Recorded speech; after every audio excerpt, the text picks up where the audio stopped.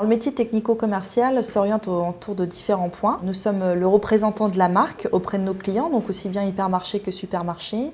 Ensuite, nous avons une partie de référencement, c'est-à-dire qu'on va référencer dans nos points de vente la gamme complète, mais également les nouveautés. Je suis venue vous présenter les nouveautés.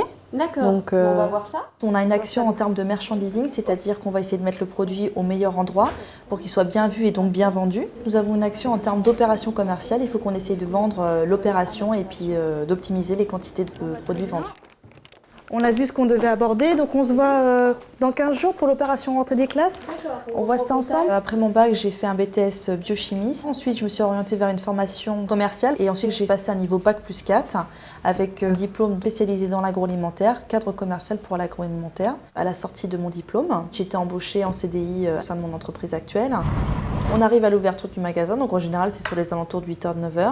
On va voir notre chef de rayon pour voir avec lui par exemple le référencement de tel ou tel produit ou pour mettre en place le produit qu'il a commandé. On fait ça dans 4 à 5 magasins par jour en moyenne. Après cette partie va dire de vente, je fais un compte rendu de mes différentes visites que j'envoie à mon responsable hiérarchique et ensuite j'ai préparé mes visites du lendemain. Je dirais que les côtés positifs du métier de technico-commercial seraient avant tout l'autonomie et l'indépendance. On gère notre mini-entreprise et puis on rencontre tous les jours des gens bien différents, donc on peut faire des bonnes rencontres de façon vraiment à s'enrichir personnellement et dans le travail également.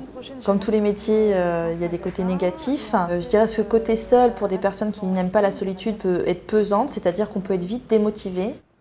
Les 3 principales qualités pour être un bon technico-commercial seraient tout d'abord d'aimer le contact tout simplement, et l'organisation, puisqu'on court après le temps tous les jours, il faut absolument être organisé dans notre travail, être persévérant. Des fois on peut tomber sur des cas difficiles, il faut savoir retourner voir le client.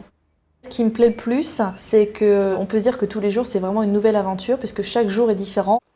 On peut continuer à s'orienter vers la vente avec un métier plus spécialisé dans le merchandising. Ensuite, on peut faire un tour au siège pour avoir une spécialité en marketing, pour avoir une double compétence. Et ensuite, à terme, si on le désire, on peut encadrer une équipe de vente.